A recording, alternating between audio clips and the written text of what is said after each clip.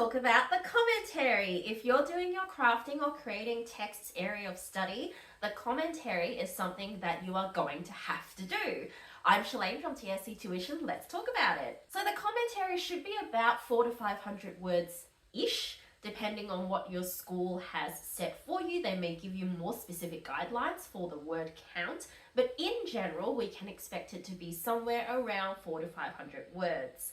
Now, some schools will give their students a whole list of questions, like short answer form, for you to answer. If you go to one of those schools, you're in luck. Congratulations, you're one of the lucky ones, and that task, just go ahead and answer the questions. If your school hasn't given you a list of questions to answer for the commentary, listen up, because here is a structure for you. Now, obviously, there are a bajillion different ways that you can write this, so this is not the only structure, but if you're really struggling and you just have no idea what to do for it, this is something that you might find helpful. Before we go on, I do want to apologize for the very blocked nose situation that I've got going on up here.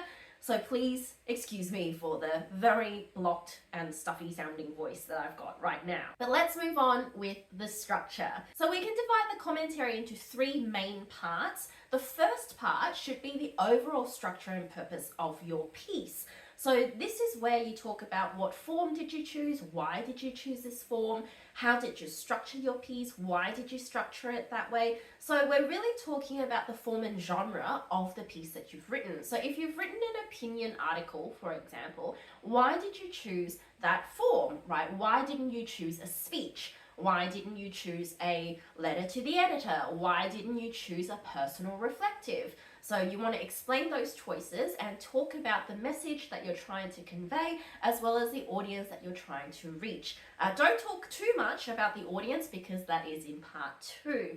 Now, in terms of structure, you do want to talk about the overall sort of movement of ideas that you've chosen for your piece. So you want to talk about, why did you start this way? Why did you say whatever it is that you said in the middle? Why did you end the piece with an anecdote? Or why did you end it with a joke or something reflective? I don't know, whatever you've done. So you want to explain those choices in terms of the structure of your piece. Now, part 2 of your commentary should be about the audience and the message. So you want to name really specifically who your intended audience is.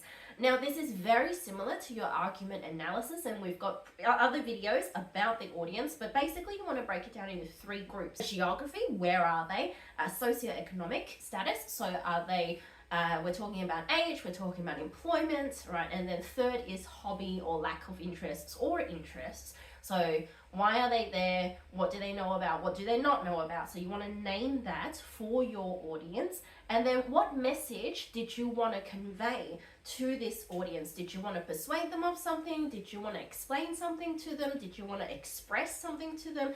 Etc., etc. Now, you might also want to consider in this part who else might read this, because it's easy and quite simplistic to talk about your ideal audience, but it's also helpful to think about how your message will be received by unintended audiences, or sort of intended audiences but adjacent, right? So for example, if your audience is year 10 students attending government high schools in the eastern suburbs of Melbourne who are doing VC biology, for example, and they don't have a part-time job, so that's your audience.